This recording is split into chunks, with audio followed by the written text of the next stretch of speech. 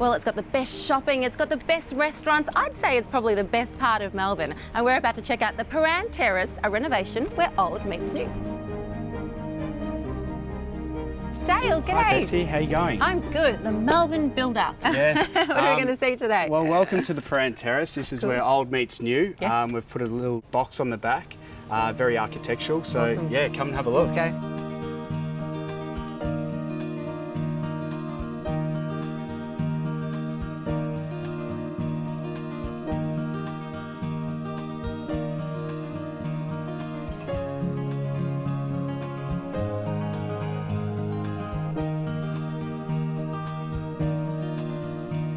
Dale, tell me, how did this story begin? We were renovating around the corner. Yes. And we got stuck into this new kitchen here. And then a year later, we obviously got into the back and put the new box on. So you've made a little reno in the bathroom, is that correct? That's the only bit we touched in the old section. Such a modern and beautiful bathroom. I really like your tile selection.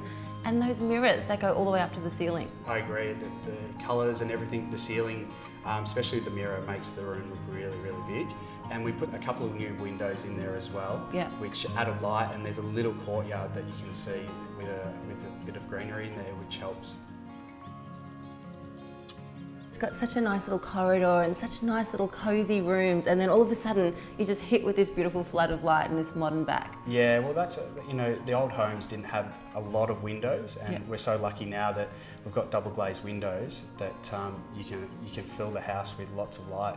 Let's talk about this awesome kitchen, because it's so beautiful in contrast to the old school of the house. The whole house is tied in with the old brass aged taps and the shaker doors. So I'm assuming that this whole street would have a heritage overlay, is that right? Yeah, it does. With the laneway, we had to be careful with the bluestones as it's heritage. So as we were digging the foundations and pouring the concrete, you could imagine that some of these big bluestones kind of fall in holes and things like that. So the boys were pulling them out one by one and making sure we were stacking them up to the end of the project. So at the end, once we had finished all the cladding and the brickwork, we had to start jigsaw puzzling them back in. Oh my gosh, you would never think. What about that curved wall that you've got back there? That's so impressive. That's the highlight of building it. It's not just a circle, and I think we were trying to explain, what is it? It's a circle, or is it a rectangle with its corners chopped off? Yeah, so, really like your choice of bricks. What is it? They're PGH bricks, they're Crevole super white. Yes. Creating that curve, cool. Yeah, it was really challenging. They didn't want to lose any of their backyard space, so rather we went up at the back instead of out. Obviously it's a beautiful curved wall, which you don't think of with a square element, it would often do that, but it pixelates really nicely as it goes around the curve. We also needed something solid, being on a laneway. We wanted a nice, crisp, clean white brick, and PGH had that with the super white Crevole. I think probably my favourite aspect of the house is the curved hallway design.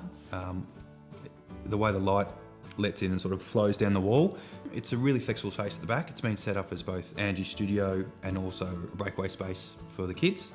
It's set up with a secret pivot door so we can hide off the room, shut it down.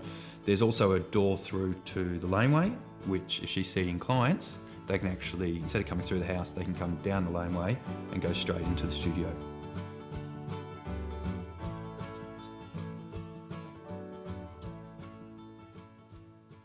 So we're in this amazing little courtyard, which is a little slice of heaven, I'd say. Yeah, it's great to work with the owner as well, where her love of plants, as you can see, and beautiful Japanese kind of garden. Yes. And these stayed through the build.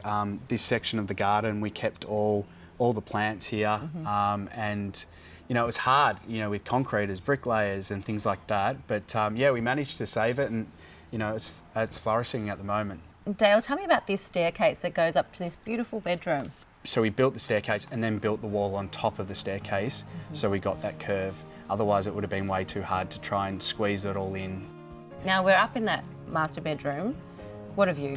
Yeah, I just love it. How good would it be to have a bedroom that you just get to overlook Prahan every night? Yeah, it's so strange that you buy in Prahan and you love Prahan because of things like the chimneys. Yeah, you're because right. of things like the facade of these homes. And then what you've done is managed to get the best part out of the street. You can see it all.